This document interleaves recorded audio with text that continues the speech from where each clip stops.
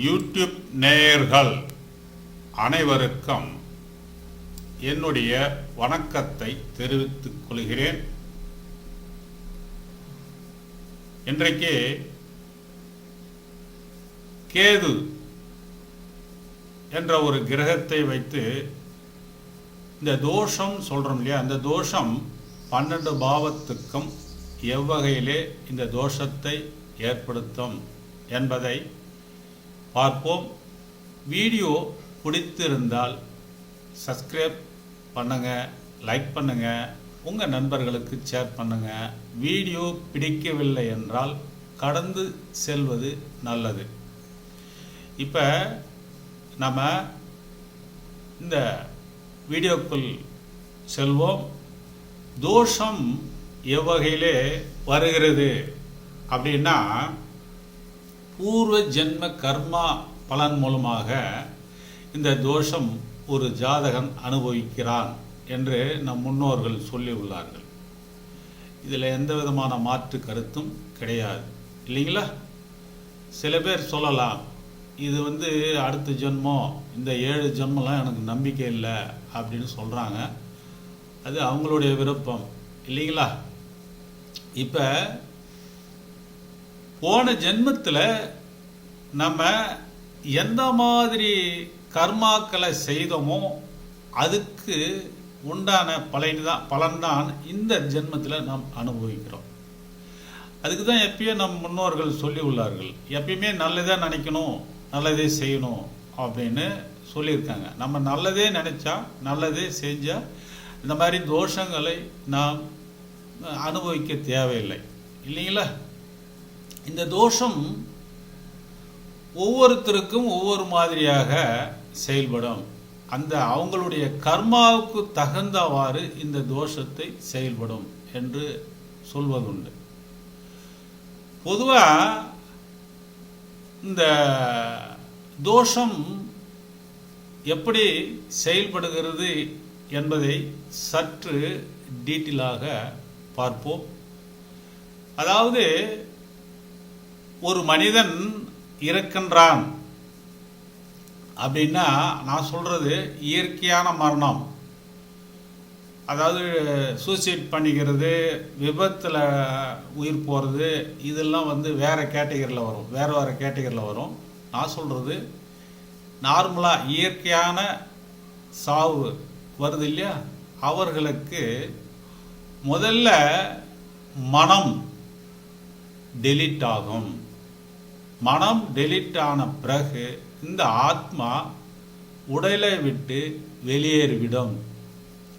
அப்ப அந்த தருணத்தில் அந்த நபருக்கு நம்ம உயிரோடு இருக்கோமா இல்லை செத்துட்டோமா என்ற ஒரு டவுட்டு ஒரு குறிப்பிட்ட காலம் வரைக்கும் இருந்து கொண்டே இருக்கும். அதே போல நம்ம ஒரு குழந்தை பிறக்குது அப்படின்னா, அந்த குழந்தை பிறந்து ஒரு குறிப்பிட்ட காலம் வரைக்கும் நம்ம எப்படி இருக்கிறோம், பிறந்தோமா, என்ன பண்ணுறோம், ஏது பண்ணுறோம்னே தெரியாது. நாள்பட தான் அது தவழ ஆரம்பிக்கும், அப்புறம் நடக்க ஆரம்பிக்கும், பேச ஆரம்பிக்கும், இல்லையா? அதே போல தான் இந்த டெத்தும், ஒரு சாவு, ஒரு மனிதனுக்கு ஒரு இழப்பு வருது அப்படின்னா, உயிரிழப்பு வருதுன்னா இதே போல தான். அப்போ மனம் டெலிட் ஆயிடுச்சுன்னா இந்த வலி வேதனை இருக்காது. கடவுளுடைய நுட்பம் பாருங்க, எவ்வளோ அழகாக படிச்சிருக்காரு பாருங்க. அதாவது இந்த சூசைட் பண்ணிட்டு சாவுறாங்க பாருங்க, அது 7 ஜென்மத்துக்கும் அந்த வலி வேதனை இருந்து கொண்டே இருக்கும். காரணம்னா, மனம் டெலிட் ஆகாத முன்பே அவங்க உயிரை போக்குறதுக்கு முயற்சி பண்ணி உயிரை போக்கடிக்கிறாங்க. அந்த சப்ஜெக்ட் வேணாம், எதுக்காக சொல்கிறேன்னா ஒரு சின்ன புரிதலுக்காக சொல்கிறேன். ஆனால் இயற்கையாக மரணம் அடைகிறவர்கள் முன்ன மனம் டெலிட் ஆகும், வலி வேதனைகள் இல்லாமல் அந்த உயிர் உடம்பை விட்டு வெளியேறிவிடும், இல்லையா? அப்போ இந்த ஆத்மானது உடம்பை விட்டு வெளியேறின பிற்பாடு அந்த ஆத்மாவுக்கு தண்டனை என்பது கிடையாது. அங்கே சில பேர் சொல்கிறாங்க இல்லையா, நரகத்தில் கொண்டு போய் போடுவாங்க, சொர்க்கத்தில் கொண்டு போய் போடுவாங்க அப்படிலாம் சொல்கிறாங்க இல்லையா, அதெல்லாம் கிடையவே கிடையாது. அதாவது நரகம் சொர்க்கம் என்பது ஆத்மாவுக்கு கிடையாது. அந்த ஆத்மா என்ற ஒரு விஷயத்துக்கு நெருப்பினால் அந்த ஆத்மாவை சுட முடியாது, நீரினால் நினைக்க முடியாது. அவ்வளோ பெரிய சக்தி வாய்ந்தது அந்த ஆத்மா. அப்பேற்பட்ட ஆத்மாவுக்கு எப்படி யாரால தண்டனை கொடுக்க முடியும் சொல்லுங்க பார்ப்போம். யாராலையும் ஒரு ஆத்மாவுக்கு தண்டனை கொடுக்க முடியாது. அப்போ அந்த ஆத்மா ஒரு உடம்புல இருந்தால்தான் தண்டனை பெற முடியும். அந்த ஆத்மாவும் உடலும் ஒன்றாக இருக்கும்போது தான் நன்மை தீமைகளை அனுபவிக்க முடியும் ஒரு மனிதனால். அப்பதான் இப்போ நிறைய பேர் நல்லா வசதியாக இருக்காங்க, காரு பங்களா வீடு அப்படி நல்லா நிறைய பேர் வசதியாக தான் இருக்காங்கல்ல, அது அவங்களுக்கு சொர்க்கமாக தெரியும். சில பேர் ரொம்ப பரம ஏழையாக இருப்பாங்க, ரொம்ப கஷ்டப்பட்டு இருப்பாங்க, பல விதமான தண்டனைகள் அனுபவிக்கக்கூடியவங்களும் இருக்காங்க இல்லையா. அப்போ அதெல்லாம் நரகம். இதுதாங்க நம்ம ஒரு ஆத்மா உடல்ல இருக்கும்போது சொர்க்கம் நரகம் இதெல்லாம் அனுபவிக்கணும் அப்படின்னா ஒரு ஆத்மா ஒரு உடம்புல இருந்தால்தான் அனுபவிக்க முடியும். இதன் வழியாகத்தான் இந்த ஜோதிடத்தில் உள்ள தோஷங்களை ஒரு மனிதன் அனுபவிக்கின்றான் இல்லைங்களா. இப்போ உங்களுக்கு புரிஞ்சிருக்கும்னு நினைக்கிறேன். எல்லாமே அனுபவம் தான் இது. எனக்கு கிட்டத்தட்ட ஒரு 40 ஆண்டுகள் அனுபவம் ஜோதிடத்தில் இருக்கிறது. நான் இந்த பஞ்சபூதங்களை முதன்மையாக வைத்து தான் இந்த ஜோதிடத்தில் உள்ள அனைத்து விஷயங்களும் சொல்லி கொண்டிருக்கிறேன். காரணம்னா ஒன்றுக்கு மேற்பட்ட ஜோதிட முறைகளை படித்து அதிலிருந்து நிறைய விஷயங்களை கற்றுக்கொண்டு இந்த ஜாதகங்களை பார்த்து கொண்டிருக்கிறேன், பாடங்களும் நடத்தி கொண்டு இருக்கின்றேன். அதாவது இந்த எல்லா ஜோதிட முறையிலும் முக்கியமாக இந்த நாடி கேபி கிருஷ்ணமூர்த்தி பந்ததி இது போன்ற முக்கியமாக ஜாதகங்களை எல்லாம் பஞ்சபூத தத்துவத்தின் அடிப்படையில் இருந்துதான் விதிகளை நிர்ணயம் செய்திருக்கிறார்கள். இதை நீங்கள் புரிந்து கொண்டால் ஜோதிடம் இனிக்கும். இது சரியாக புரியவில்லை என்றால் ஜோதிடம் சிலருக்கு கசக்கத்தான் செய்யும் இல்லைங்களா. இப்போ நம்ம விஷயத்துக்கு வருவோம். அதாவது இந்த தோஷங்கள் எப்படி செய்கிறது என்பதை நாம் முன்பே பார்த்தோம். பூர்வ ஜென்ம கர்மா பலன் வழியாகத்தான் இந்த தோஷம் வருகிறது அப்படின்னு பார்த்தோம். இந்த உதாரணத்துக்கு கன்னியா லக்னம் வச்சுக்குவோம். கன்னியா லக்னத்தில் 7லே கேது இருக்கார், 7லே குரு இருக்கார் அப்படின்னு ஒரு சார்ட் போட்டிருக்கிறேன் இல்லையா. இது உதாரணத்துக்கு தான். அதாவது பாவ கிரகங்கள் எங்கிருந்தாலும் தோஷத்தை காட்டும் என்று நம் முன்னோர்கள் சொல்லியுள்ளார்கள். பாவ கிரகங்கள் அப்படின்னா சூரியன், செவ்வாய், சனி, ராகு, கேது. இது இயற்கை பாவர்கள் என்று சொல்லி அழைக்கிறார்கள். இவ்வகையிலே எங்கிருந்தாலும் தோஷத்தை காட்டும் என்று சொல்வதுண்டு.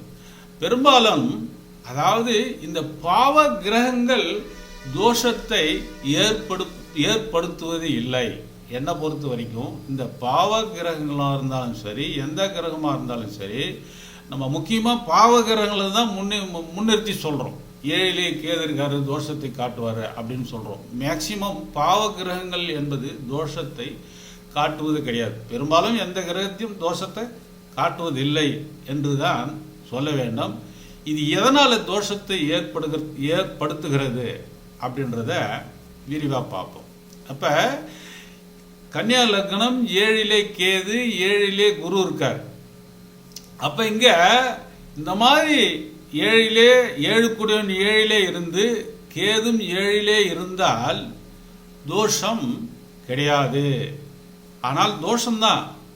இந்த தோஷம் பெரிதளவில் பாதிப்பு ஏற்படுத்தி விடாது. 7ஆம் பாவத்தையும் காத்து கொள்ளும். 7ஆம் பாவாதிபதி 7லே இருக்கின்ற பொழுது 7ஆம் பாவத்தை பார்த்து கொள்ளும் அப்படின்னு சொல்ல வேண்டும். இந்த குரு 7லே இருந்தால் மட்டும் பார்த்து கொள்ளும் தான். ஆனால் இதுலேயும் நிறைய விஷயங்கள் இருக்கு. எப்படின்னா இந்த குரு 9 கன்னியா லக்னத்துக்கு 9ஆம் இடம், 11ஆம் இடம், 3ஆம் இடம், 5ஆம் இடத்தில் இருந்தாலும் இந்த குரு இந்த 7ஆம் இடத்துக்கு இந்த கேது பகவான் தோஷத்தை ஏற்படுத்த மாட்டாரு. அதாவது இந்த 7ஆம் அதிபதி 9ஆம் இடத்திலும் 11ஆம் இடத்திலும் 3ஆம் இடத்திலும் 5ஆம் இடத்திலும் இருந்து இவர்கள் குருவுக்கு வீடு கொடுத்தோனும் அதே போல இருந்து விட்டால் தோஷம் ஒன்றும் பண்ணாது என்று சொல்லலாம். காரணம் என்னன்னு கேட்டீங்கன்னா, இந்த 7ஆம் இடம் நீர் ராசியாக வரும். நீர் ராசி இந்த நீர் ராசி என்பது 11-5 7 11 5ஆக வரும் இல்லையா? 3 7 11 3 இந்த பாவங்கள் நீர் ராசியாக வரும். இதில் இருந்து குரு பகவான் இந்த நீர் ராசி கூடியவர்களும் நீர் ராசியிலே இருந்து விட்டால் இந்த தோஷம் ஒன்றும் பண்ணாது. அதே போல இந்த நீர் ராசிக்கு பூமி ராசி அதீத நட்பு கொண்டது இல்லைங்களா? அதே போல இந்த பூமி ராசியிலும் இந்த 7ஆம் அதிபதி இருந்தால் தோஷம் கிடையாது. குரு வீடு கொடுத்தனும் பூமி ராசியில் இருக்க வேண்டும். இந்த மாதிரி இருந்துட்டா இந்த தோஷம் ஒன்றும் பண்ணாது என்று ஆணித்தனமாக சொல்லிவிடலாம். மேலும் இந்த குரு பகவான் அதாவது நெருப்பு ராசியில் இருந்தால் குரு 7 குடிவன் நெருப்பு ராசியில் இருந்தாக்க வீடு கொடுத்தவனும் நெருப்பு ராசியில் இருந்து விட்டால் 7ஆம் இடத்திற்கு பாதி பகுதி தோஷத்தை ஏற்படுத்தும். ஆனால் ஜாதகருக்கு 100% தோஷத்தை ஏற்படுத்தும். இதற்கு லக்னாதிபதியும் நெருப்பு ராசியில் இருந்து 7 குடியவனும் நெருப்பு ராசியில் இருந்து இந்த 7 குடியவனுக்கு வீடு கொடுத்தவனும் நெருப்பு ராசியில் இருந்து விட்டால் தோஷம் ஜாதகரை 100% பாதிக்கும் என்று சொல்ல வேண்டும். இந்த 7 குடியவன் காற்று ராசின்னு சொல்றோம் இல்லையா? இந்த காற்று ராசியில் இருந்து விட்டால் 7 குடியவன் காற்று ராசியில் இருந்து லக்னாதிபதியும் காற்று ராசியில் இருந்து வீடு கொடுத்தவனும் காற்று ராசியிலே இருந்து விட்டால் 7ஆம் இடம் 100% பாதிக்கும். ஜாதகர் பாதி அளவு பாதிப்பு ஏற்படும். இந்த தோஷத்தை கேது பகவான் செய்வார் என்று ஆணித்தனமாக சொன்னால் போதுமானது. ஆனால் இந்த தோஷம் எவ்வகையிலே செயல்படும் என்பது ஒவ்வொரு பாவத்திற்கும் ஒவ்வொரு காரகம் வைத்துள்ளது. அந்த காரகத்தின் வழியாக செய்யும் என்று சொல்ல வேண்டும். நன்றி, வணக்கம். அடுத்த இதே முறையில் ஒரு ஆய்வினை சந்திப்போம். நன்றி, வணக்கம்.